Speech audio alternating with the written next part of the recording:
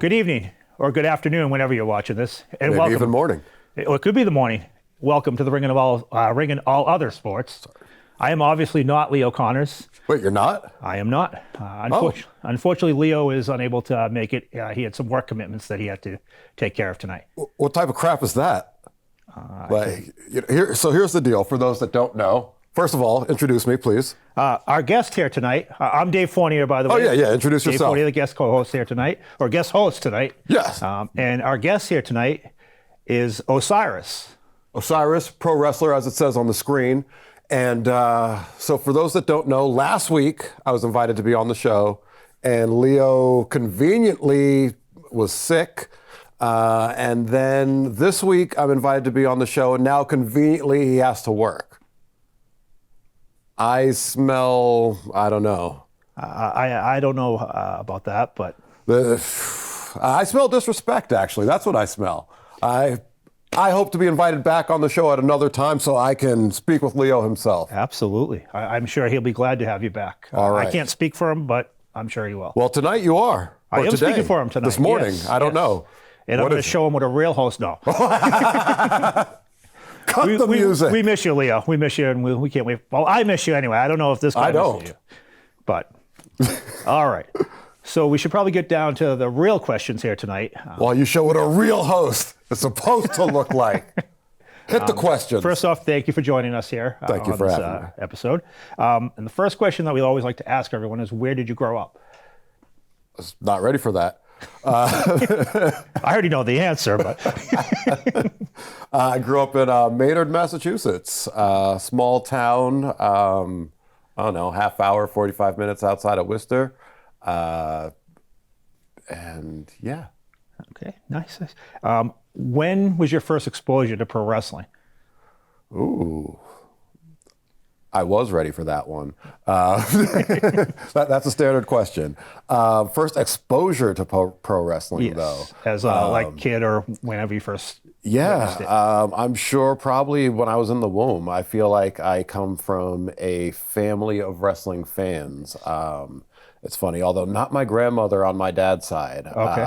It's funny, I was the NCW World Heavyweight Champion, and she was in the hospital, and I went over there with the belt. And it's funny, I went there with Doc Ozone, who many people know. It was his mother, my grandmother, and we went to the hospital, and Doc was like hungover and like Doc was hungover? I know, it's crazy, right?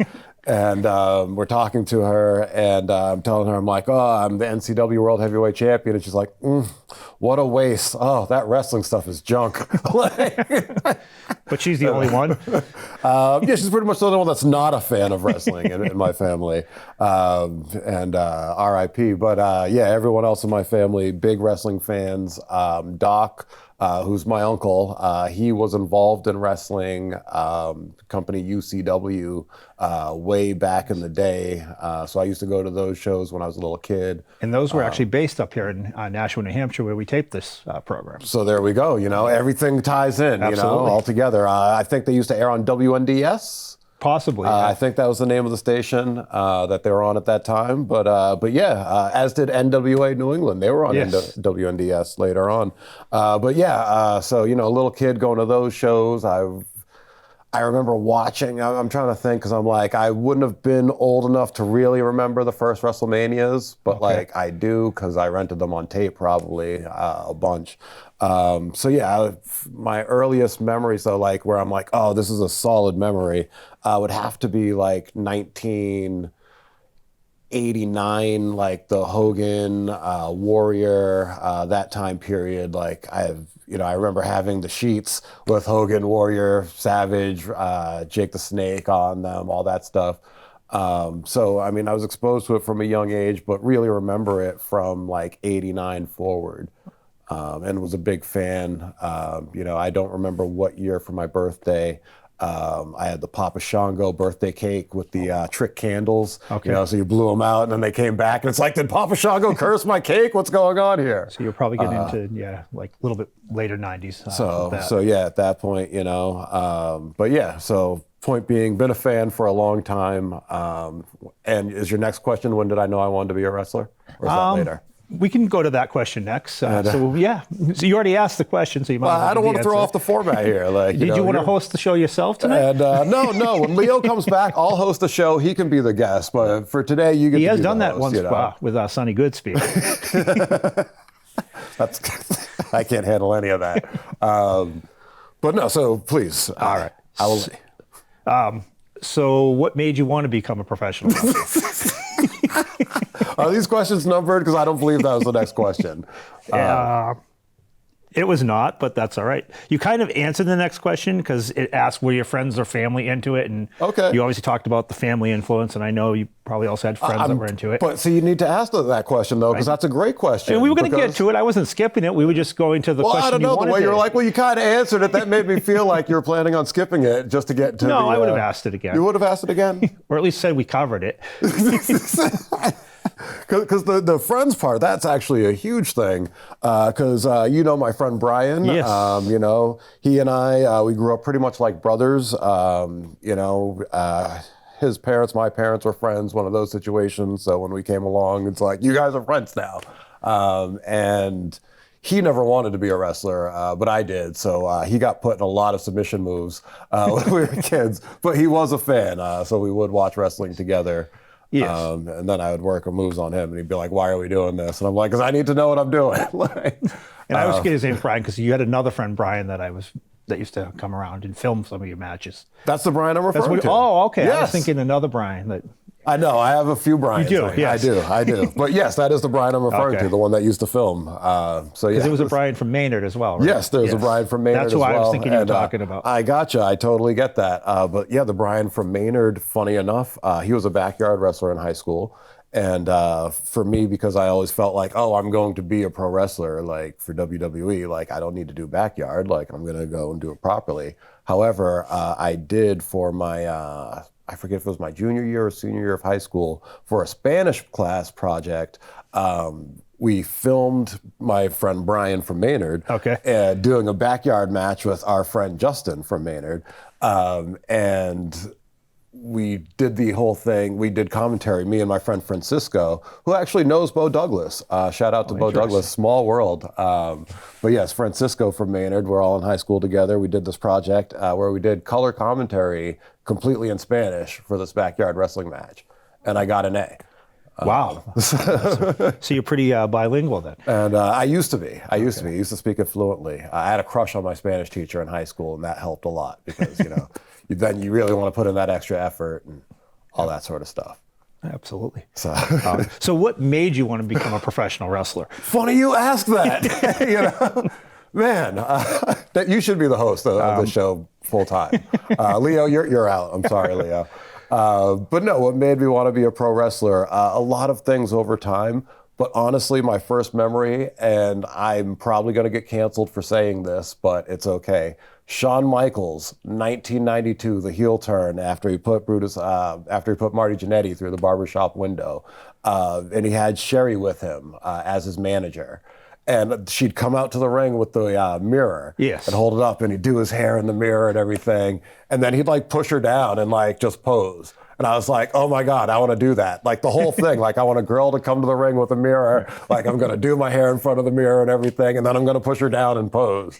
And I was like, again, you're like. And that was an age you could get away with it. Today, you would be canceled for that. Oh, completely. Yeah. I mean, a lot of Shawn Michaels activities during that time would probably be canceled for. But yeah, I was like, oh, like that's what I want to do. And like, I'm going to do it. And I was probably like 10 at that time or somewhere in that ballpark.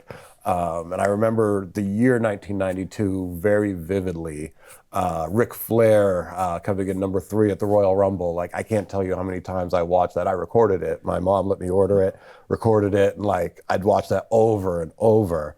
I can tell you like that whole Royal Rumble lineup, like from front to bottom, which is silly.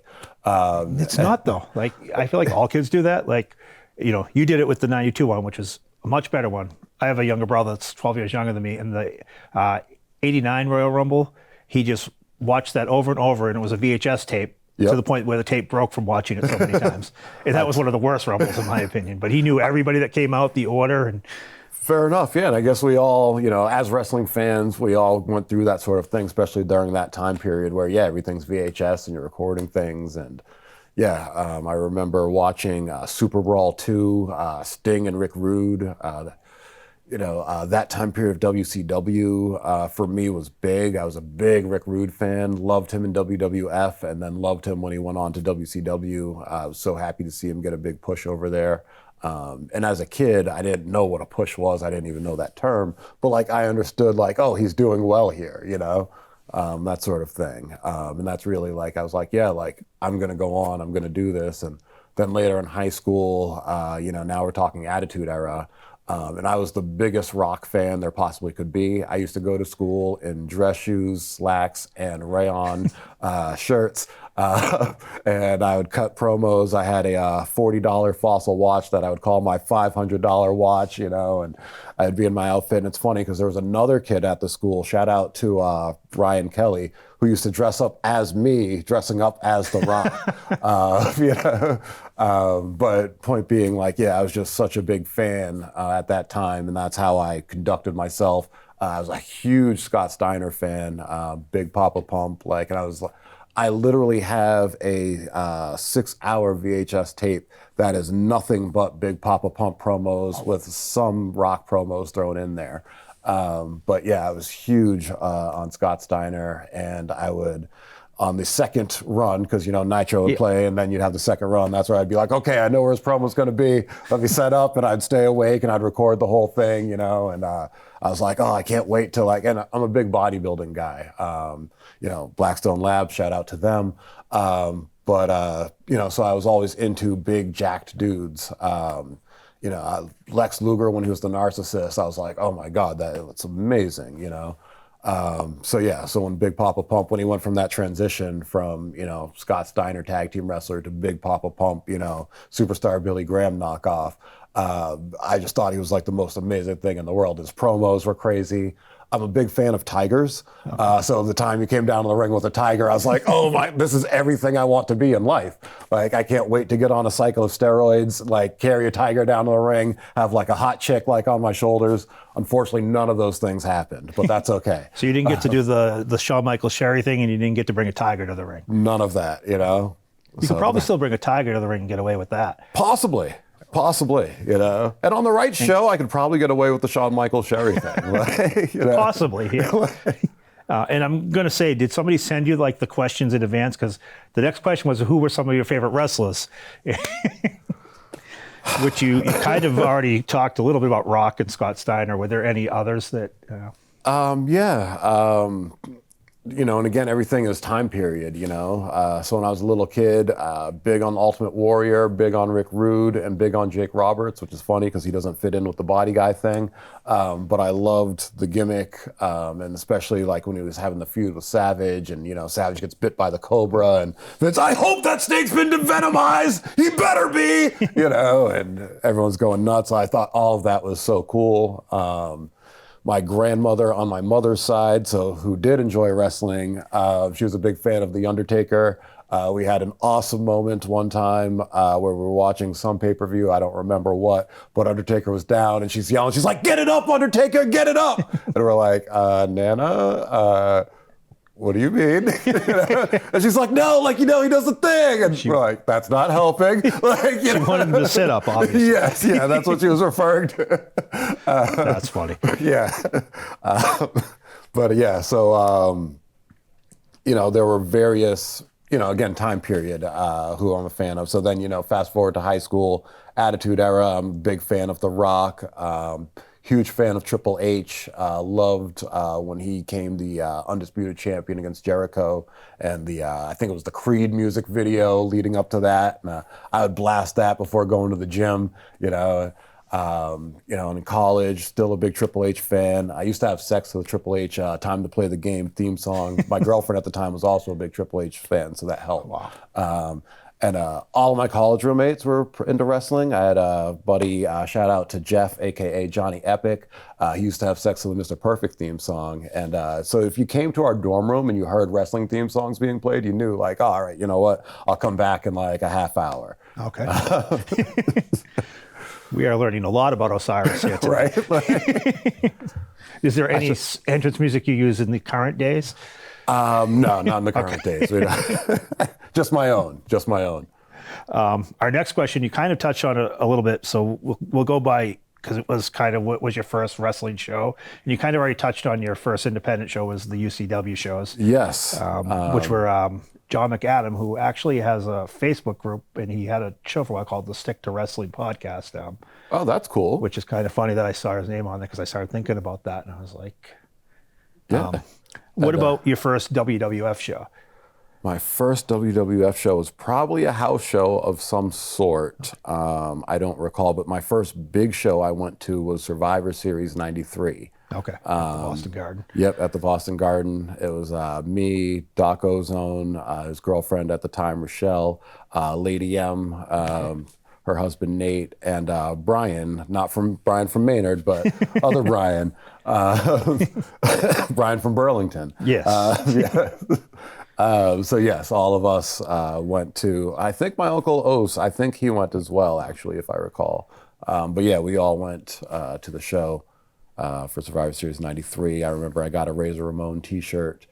So that's my first like big WWE or WWF show memory. Okay. And then from there, I was at the Raw where Foley won the title. Okay. If you pause the screen at just the right point, you can see me and my friends, including Brian from Maynard, with the sign that says Foley.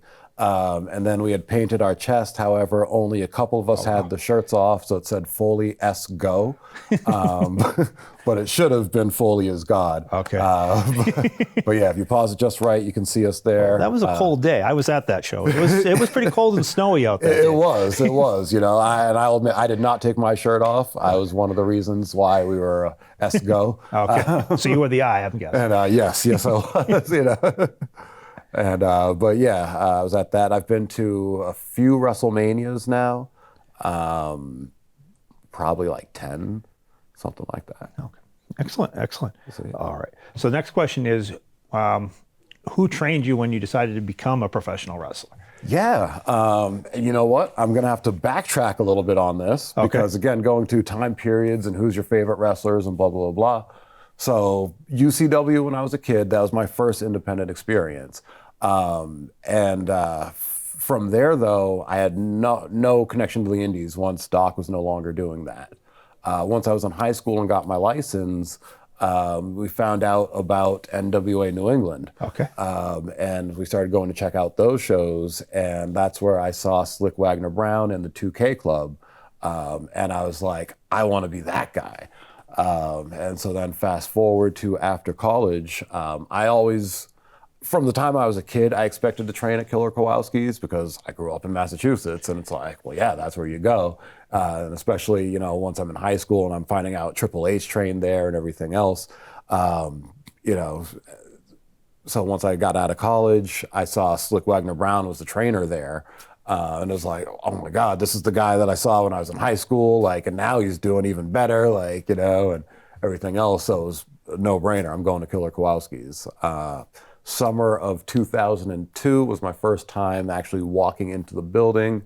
I will never forget it to this day. A very young Eddie Edwards with green hair was standing on the top rope dancing to Missy Elliott. If it's worth it, then let me work it, you know.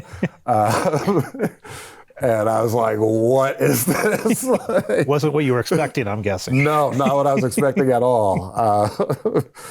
But I stayed, watched the class, thought it was really cool. And then it was probably about 6 months later that I ended up joining the school and started training there. Was part of an illustrious class with such luminaries as Chris Sanguinetti, G.I. Job, Joe, I don't want to give away who he is now because he works under a mask and I don't know if that's fair. Yeah, so, fair enough. Yeah. But yeah, a lot of luminaries. Yeah. From that. So I know you mentioned Slick was there. Did you get any training from Killer Kowalski himself? Yes, actually. So at this point, he was very, you know, up there in age and everything, and limited in mobility. But on my first day, the very first thing that happened was he got me in the ring, had me lay down, and then like he dug his elbow into like my sternum. And he's like, "Yeah, this is real," you know. And in my head, I was like, "I laid down though, like, you know." But you know, I mean, it still hurt. Like, you know, I was like, "All right," like, you know. And I had a martial arts background, and so you know, for me, I always knew wrestling was a work, but didn't know how much a work, how much a shoot. And so I was ready for it to be somewhat of a shoot. And when he did that, I was like, "Okay, this hurts like in martial arts. I get it." And then the next thing that happened was I sat down and everyone took turns giving me the Indie kick. And I was like, all right, like, yeah, this is like martial arts. I got it. Like, and then after that, I learned that it's actually a work and everything else is a lot lighter. Was there anything that surprised you? Besides Eddie Edwards dancing to Missy Elliott? Yeah, aside from that. Which I'll never look at Eddie Edwards the same again now. Right, understandable. And I feel bad. I broke his, you know, broke his cover there. But again, this was a very young Eddie Edwards. Yeah, anything surprised? The ropes, running the ropes, and that hurt. That surprised me. Internet was a thing, but like it wasn't like the thing that it is now, where it's like all this stuff is just information is just out there. Like Google wasn't what it is now. Yeah. You know, wrestling wasn't quite as exposed, right? I guess you'd say. Exactly. And so, you know, at the time, I didn't realize like these different little things. But yeah, the ropes; those hurt a lot to run the ropes. Just how stiff the ring was, that shocked me. Now, Walter's ring was a stiff ring. Yes. It was one of those, wasn't 2x4s like most of the rings are now. It was these big wooden planks and a railroad spring underneath, you know? Yep.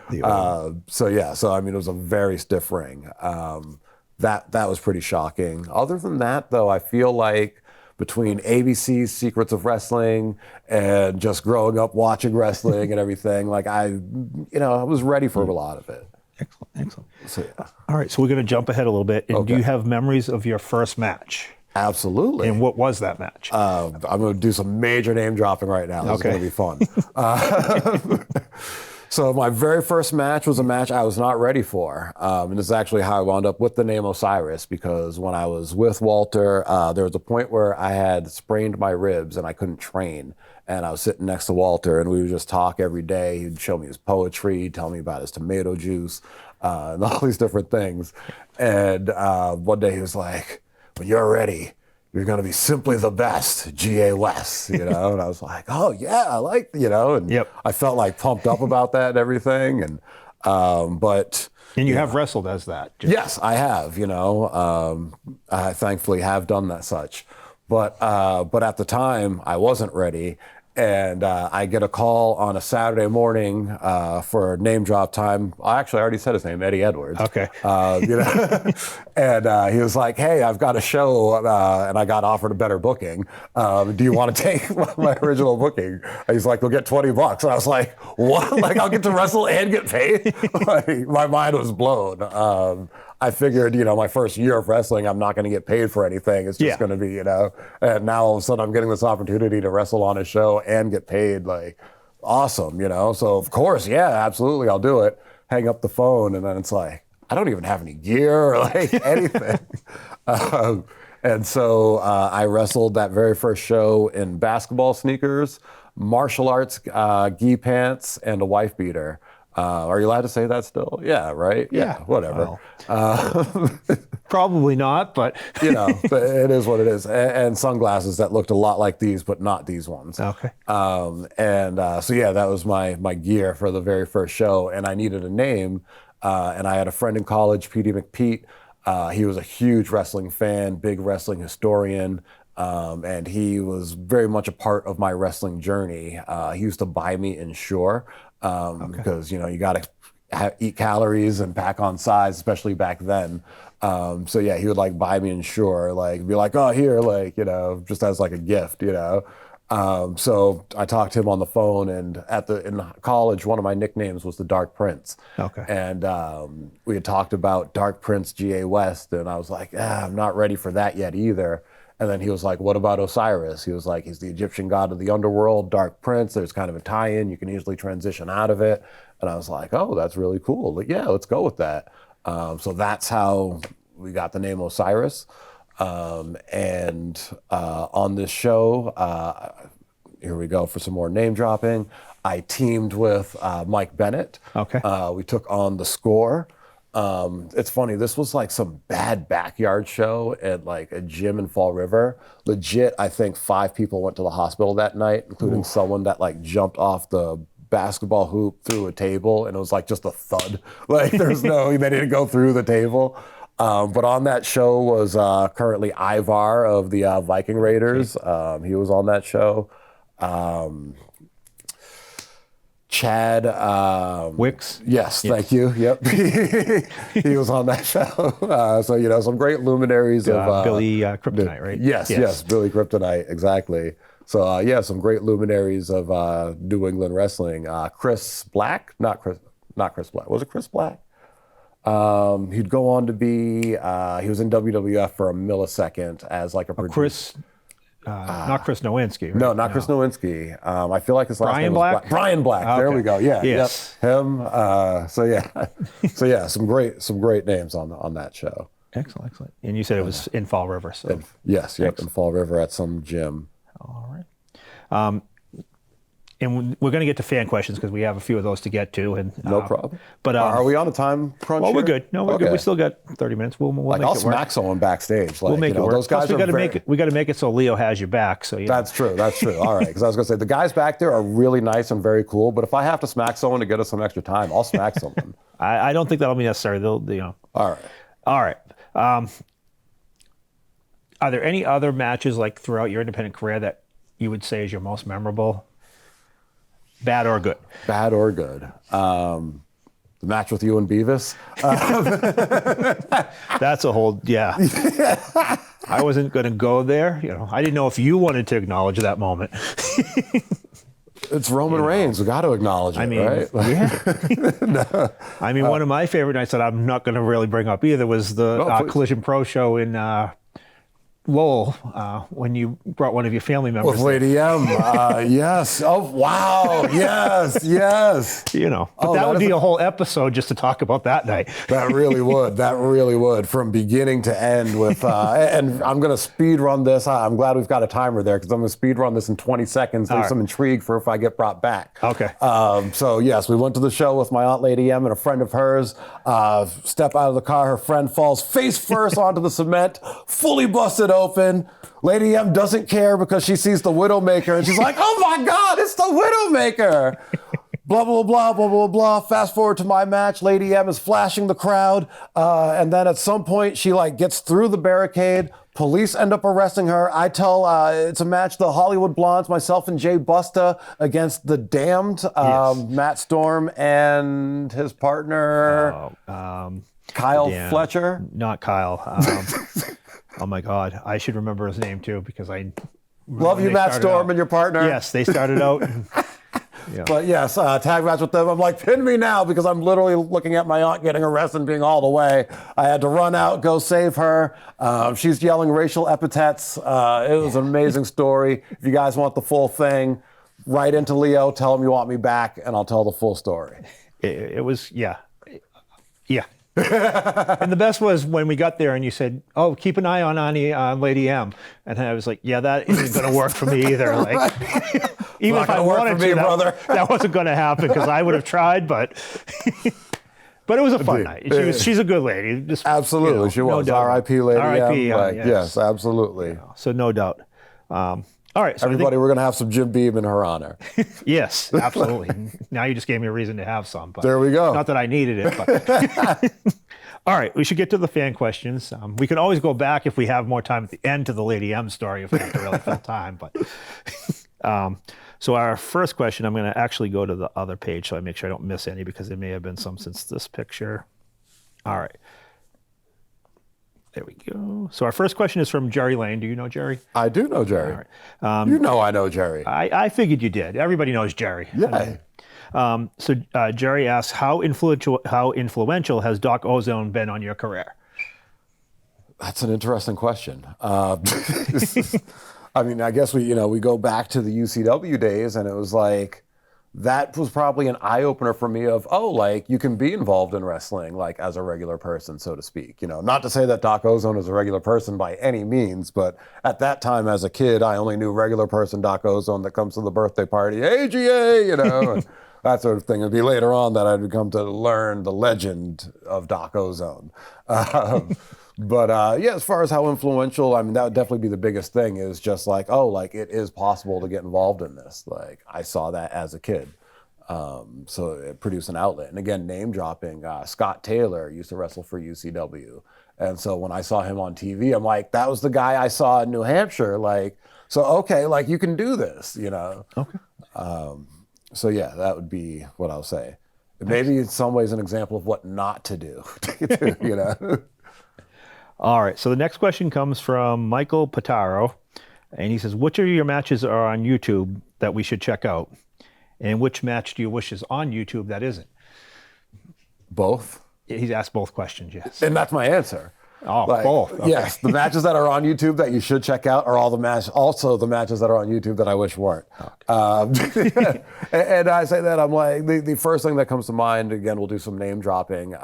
Me and Finn Balor, at the time, Fergal Devitt, that's on YouTube. I'm not proud of the match, though. And I'm like, I watch it now, and I'm like, oh my God, if he and I wrestled now, how amazing would it be? But this was like rudimentary wrestling, Wow, we were doing the ABCs, and now we could be doing some algebra, I didn't even remember you wrestled Fergal Devitt. Yeah, so, I've wow. wrestled a lot of, Kofi Kingston, Robert Stone, I don't know. Honky Tonk Man? Honky Tonk Man, Gangrel. I've fought Gangrel. Nice. Yeah, no, that wasn't nice. That was in a parking lot. And we'll get into more of that in the name game. Fair enough. But yeah, no, I've wrestled. I've been very blessed to have wrestled quite a few different names. Kenny Omega. So yeah, a lot of people. So which match is on YouTube, though? I know you said there's a lot that you wish were, but what match that is on there should we check out if we were going to go to YouTube to check out a match of yours? Actually, you know what I'm going to say So is the like match for somebody everybody? that's watching this now that Yeah. may not be familiar with it because YouTube, this goes on YouTube as well as on National Access TV. Okay, so this is worldwide. Like I Yes. thought just the people of Nashua, New Hampshire were seeing this. I didn't realize that this was a worldwide phenomenon. Yes, it also goes across YouTube. Okay. So in that case, Ola, konnichiwa, to all my friends out there in the internet world. Here's the match I would say, if you can find it, the company was MAW, which this is their championship belt that I have held for like 6 years now.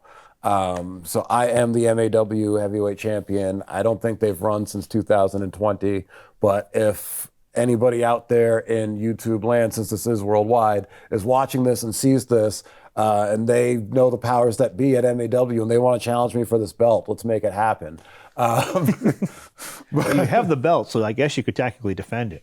Exactly. That's what I'm saying. I'll defend it anywhere, anytime, against anyone. But MAW, there was a match, myself against, at the time he was wrestling as Dashing D1000. Now he's the artist formerly known as Dash. Okay. But Dashing D1000, the match is probably like 2019, and it's one of my proudest wrestling moments. In front of about 5 rabid fans, we put on a classic. So yeah, look that up, people, on YouTube. That's all right. So definitely search that up, and they'll be able to check that out. Exactly. All right. Our next question comes from Kenny B. Dunn, pro wrestling manager extraordinaire. He's been on this show. Who would you want to take on in their prime in a dream match? In their prime in a dream match, Kenny B. Dunn. You're Kenny just be getting started. I have so many different answers to that because I'm like, oh, there's different things I would love to do with different people. I would love to do spooky gimmick, me and Undertaker in his prime.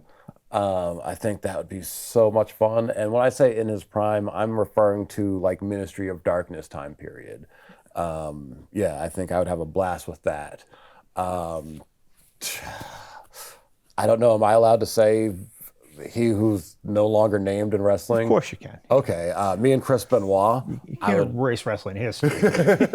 I agree. You know, Nobody's condoning what anybody did, but no, but you know, me and Chris Benoit, I think, you know, would have had an amazing match. He probably would have hated me. Okay. But I think in the ring we would have had a blast together, and he would have gone on to respect me after the fact. But who else in their prime? I mean, those two names immediately come to mind. Right now, lately, I've been doing a lot of technical stuff and watching Bryan Danielson in AEW. I'm like, oh, a match with he and I would be such a blast. Shayna Baszler, I would love to have a match with her right now. Like, I think she's still in her prime. So yeah, I think me and Shayna Baszler would have a blast. There's a lot of people actually that I'm like, oh yeah, I'd love to, you know, if you want to go back old school, me and Big Papa Pump Scott Steiner, you know, I don't know how good the match would be for various reasons. It would be different. Yeah, you know. What about if you, and I would only want to see this, like, this is my, I know it's your interview, but my dream match for you, if you had the blonde hair back, it was you against Butch Reed. Okay, I'm down for that. Or Shelton Benjamin, you know, either one works. Me and Shelton would be amazing. Oh, I think it would be, especially actually blonde hair me against blonde hair Shelton Benjamin. I think that'd be an awesome match. We're not too different size-wise at that point. So yeah, that's a great one actually. So yeah, I think that'd be a lot of fun. And as I'm thinking about it, one match that I always wanted, actually there are two matches that I always wanted that I never got. One of them I think there's no chance, but another one I'm still pushing for. The one that I think there's no chance was Gary Gold. Okay. I had pushed for a match with him a few years back. How would that not ever happen? Right? There was a tag match one time, but I don't count it. Like, we didn't really interact. Between, not the UCW from here, but between Anthony Ruffo's UCW. Right. New World Wrestling. But yeah, I was a and then you were at Showcase Pro Wrestling. Like, how did that match never happen? And so, I mean, easy answer. At UCW New World Wrestling, I was a cruiserweight. That's why. That Showcase, there was one tag match, a Fellowship against Gary Gold and Travis Funk. But I don't count it for various reasons. So I would have loved a singles match though with Gary Gold. And then the match that I'm still pushing for, even though he hasn't wrestled in quite some time, the real deal, Joel Davis. If I could get a singles match with him, I think we could do some fun stuff. Possibly. All right, moving on. John Bayless. He wants to know, what is your beef with the NCW security guy? So, and I'm assuming that's him. Yes, that is him. I mean, very simple answer. He tries to tell me what to do. I don't like being told what to do. You know, if I want to hit a fan, I should be allowed to hit a fan. If this was 1989 Japan, you know how over I would be if I was hitting fans? But this isn't 1989 Japan. It should be. Okay. I think NCW might get shut down if you hit a fan, but... Well, then I guess they're lucky they've got John, I think it's John Ballas is how it's pronounced. Sorry, John. But yeah, they're lucky they have him as security and he stops me from hitting fans. But that's my beef with him. Like, all right, fair enough, I guess. Yeah. Sonny Roselli. How come... The name? Oh, yeah, the question. The question, yes. How come our only really good match was the first one for Killer in Massachusetts? Well, that was a 6-man tag match and Legion Cage carried the whole thing. Yeah, it's funny. Sonny and I, and that's not true. That was not our only good match. Sonny and I had a good match one time in like somewhere weird in Maine, Oakfield, I want to say. Okay. One time we had a good match, but yeah, he and I didn't have great chemistry. Myself and Legion Cage, oddly, like also didn't have great chemistry. We had like one good match for what the levels of what was expected, you know, like not that we had bad matches, but people were like, oh, Osirus, Legion Cage, this is going to be Kurt Angle, Chris Benoit, and it never reached that. But yeah, just one of those funny things where, you know, certain people, the chemistry just doesn't hit for whatever reason. Fair enough. All right, I'm just making sure that nobody else added a question. There is one more from the pro wrestling, another one from our question from the pro wrestling politician. He wants to know, what is your outlook for 2024? What is my outlook for 2024? I think 2024 is going to be my building year. As funny as that may sound, since I'm doing this for 20 years now, I think 2024, it's funny. So I have a podcast. Am I allowed to say Yeah, that? you can push the podcast. Okay, yeah. So I have a podcast. It's called Before the Three Count.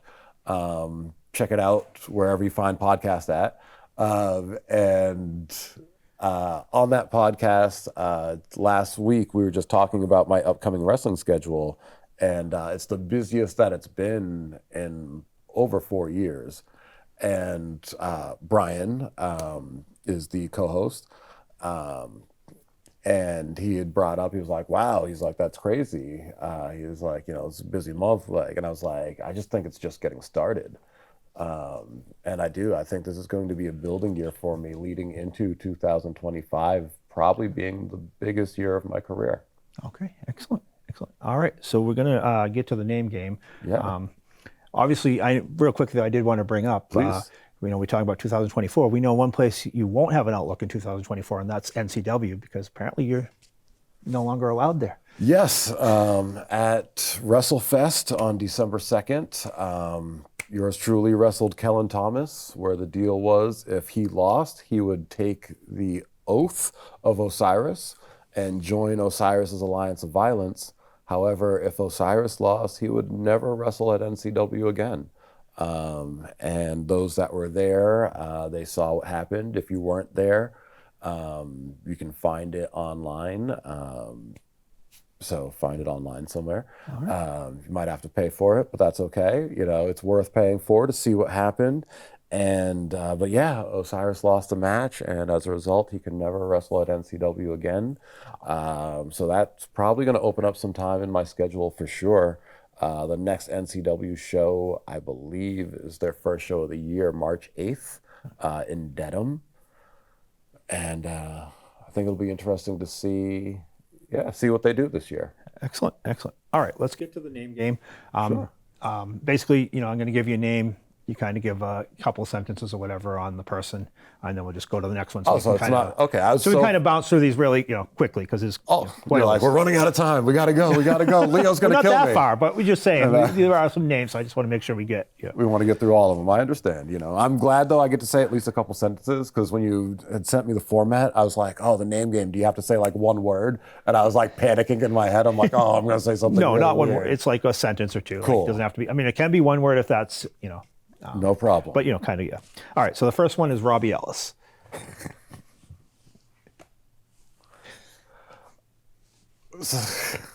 I have a word and emotion. Whoa!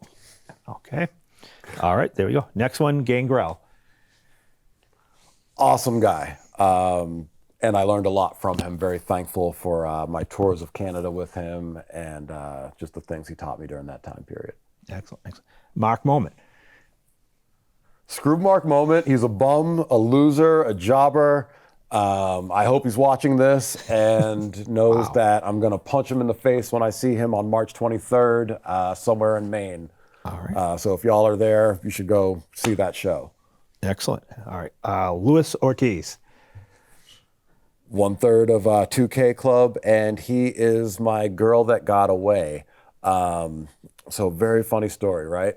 I used to have a crush on this girl. She looked just like Britney Spears. One night, finally, got to her, getting ready to get it on, couldn't get it up. Louis Ortiz, wanted to wrestle him for years. Finally got to him, had the worst match of my career. Okay. Moving on. Joey Warner. Joey Warner, the leader of the Void and the bane of my existence. Proven Ground Pro Wrestling. I have gone there to show Joey Warner what he is made of, and he's going to learn a valuable lesson through that. All right. Trooper Big Polly Gilmore. Uh-oh. Very good promoter, running multiple shows in multiple states at this point, I believe. But all I can think of when I hear Trooper, I just picture him with the cigar going, yup, okay, yup. That does describe Chirper. Right. May RIP Anthony Rufo. Gave me an opportunity. One of the first people to give me an opportunity. Definitely RIP to Anthony Rufo, and thank you to him. If any of his family is hearing this or watching this, like, know that not just me, but a lot of wrestlers he had a big impact on and gave a lot of opportunities to. Absolutely. All right. Gino Martino. I knew that was coming next, Because they were tag team partners, I Yes, guess. exactly. Gino, man, talk about someone I learned a tremendous amount from, someone that I am so thankful for. Without him, Osirus would not have become what he had become. There are a number of people that are very influential in my career. I don't know if they'll be in this name game, we'll see, but Gino is definitely one of the biggest, no question.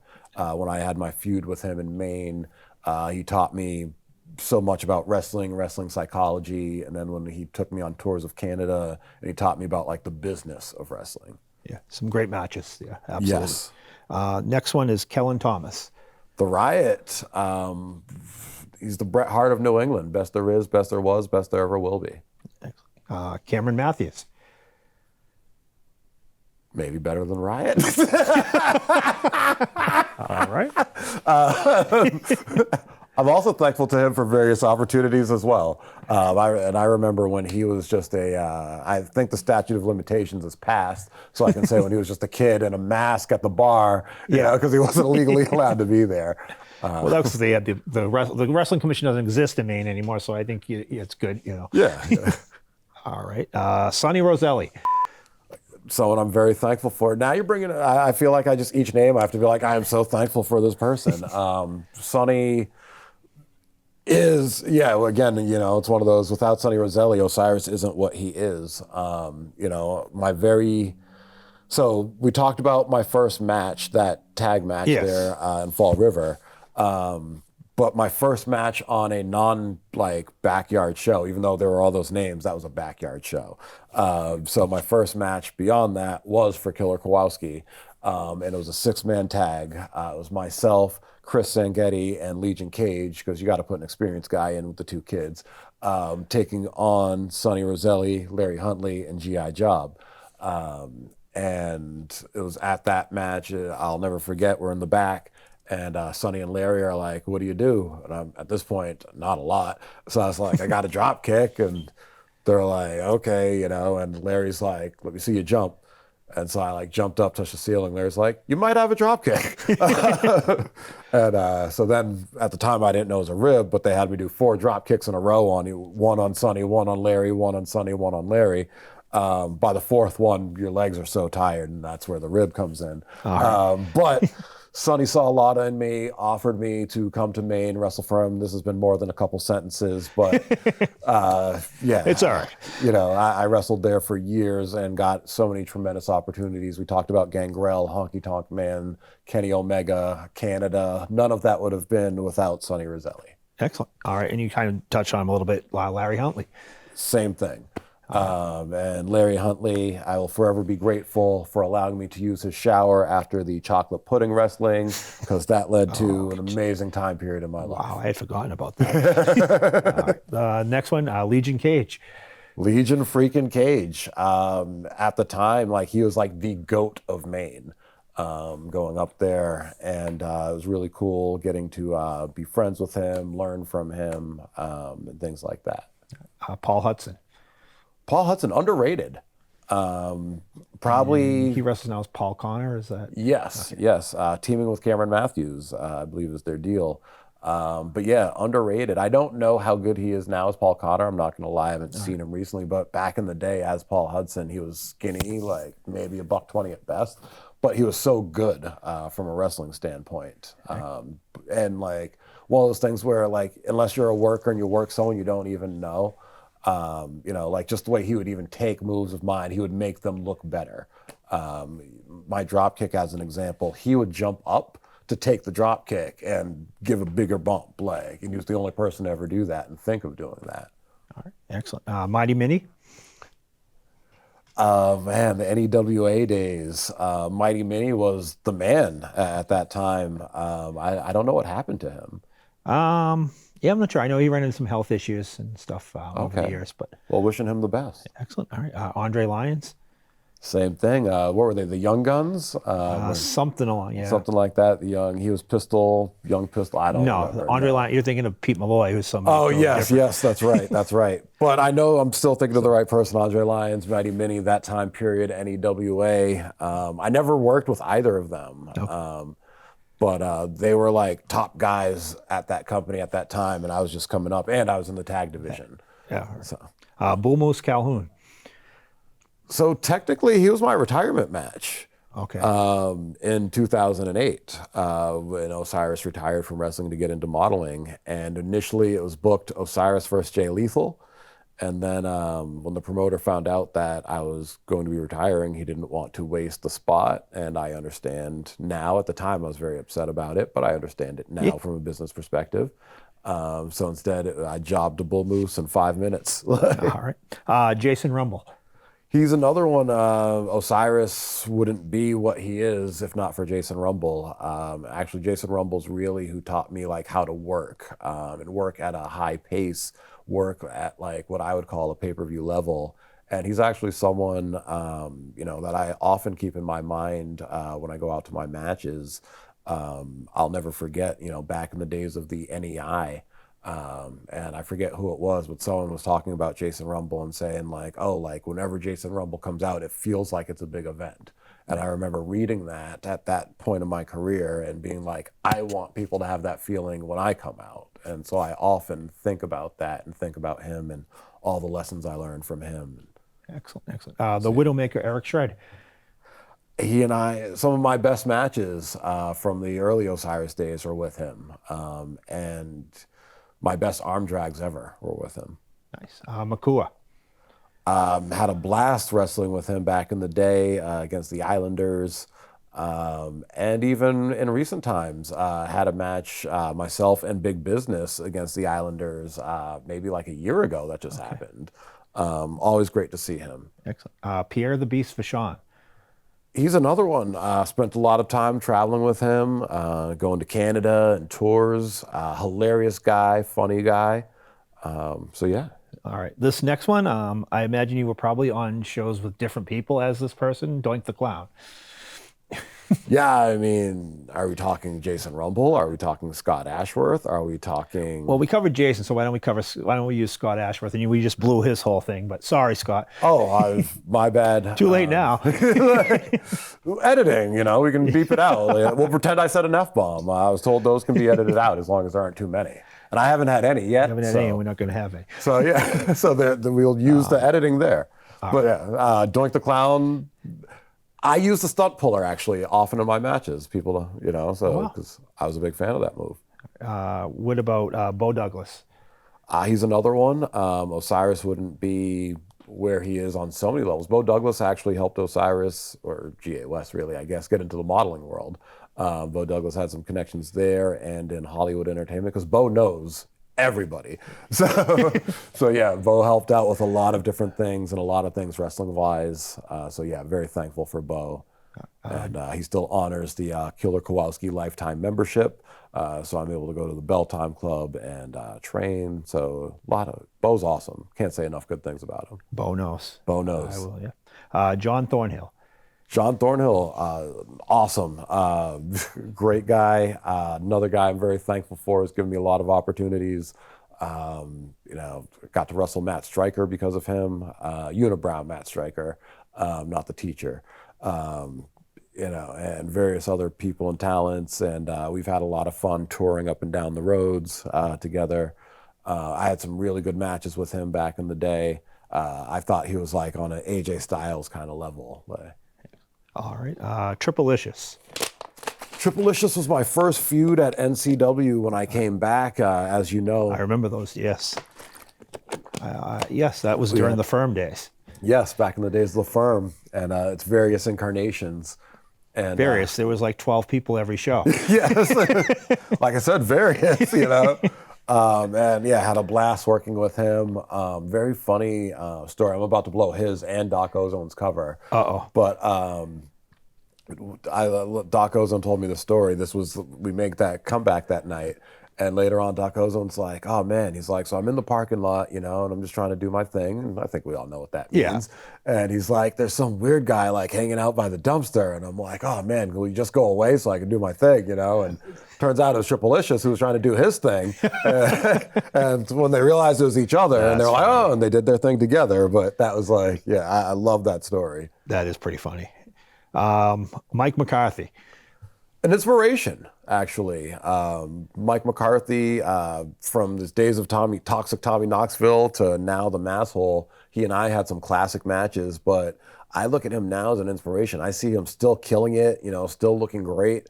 And I'm like, man, like, I want to be on that level, and that's what pushes me to like work hard. To quote The Rock, perspective pushes performance. And when I see someone like Mike McCarthy doing awesome things, wrestling at Chaotic, and doing this and that, I'm like, man, I need to work hard and do those same sort of things. Excellent. Slick Wagner Brown. First word that comes to mind is daddy. He is my wrestling father, on so many levels. And if you really want to be like, there's no Osirus without this person, Slick Wagner Brown was my, original trainer. He was my inspiration on so many levels. I couldn't say enough amazing things about him. Excellent. And speaking of your daddies, Quentin Michaels. Quentin Michaels. He was like everybody's dad during those main days. He was more like my uncle, I think, than dad, but yes, probably, yes, but yes. Again, I mean, talk about, Osirus wouldn't be where he is without this person. Quentin had the van, and we drive up to Maine and do all those trips. There was a time where we hit the Moose, and if I come back on the show, I'll tell that story. Gangrel was in the car. There may or may not have been alcohol in the car, and we hit a Moose. Yes, it's crazy. All right, last name in the name game. Right. Referee Zach Carter. That's hilarious. I see how this went because I just wasted the high pitched voice on Quentin. Really, yes. Which I actually added the name. Wasn't even on the list, but when you used the voice, I just added the name. Zach the ref. He's a big fan of Wayne, the convenience store guy. He's not great, but he's really good. Love Zach. Again, another one. Without Zach, there'd be no Osirus because a lot of people don't know this. Zach got me all of my bookings back in the day. He did? That's not even a lie. Yeah, no, not at all. Like, legit. I've never liked talking to people. Still don't like talking to people. My Instagram inbox is full. I've literally complained about not being booked on shows when it turned out the promoter had messaged me 3 months beforehand. So, I've never been good at that, and thank God for Zach, who was good at that. And so, he literally handled all of my bookings back then. Excellent. Well, Osirus, I want to thank you very much for coming on. Thank you for having me on. We'll definitely have to have you back because I think there's a lot more we can cover. Oh, there's absolutely a lot more we can cover. I can talk about being wanted by the FBI. I could get into some real fun stories. Talk about when we tried to get over the border in Canada. I mean, so many stories. Yes, exactly. Right. So, we've got a lot. And hopefully Leo will be able to make it back. He better be able to make it back. Next time. I thought you meant for me. Next time. Next time, but for when you come back as well. Yes, I was going to say, because Leo and I are going to have a problem otherwise. All right. Well, Leo should be back for the next episode. I want to thank him for giving me the opportunity to co-host. And again, thanks to Osirus. You weren't co-hosting, you were hosting. Thanks for National Not Access. co-hosting, you are the host. I was the host, exactly. Yes. And thanks to National Access for doing it. We got to get out of here. Check out my Instagram, Osirus_the champ. As Leo would say, peace. Hi, guys. I hope you're enjoying the show. Listen, I could use a little help to grow my YouTube channel. So if you could please like, share, and subscribe. That's most importantly, subscribe. Send me a direct message, and I'll give you a shout out here on the show. My YouTube channel is real simple. It's just my name, Leo Connors. Thanks in advance. Peace.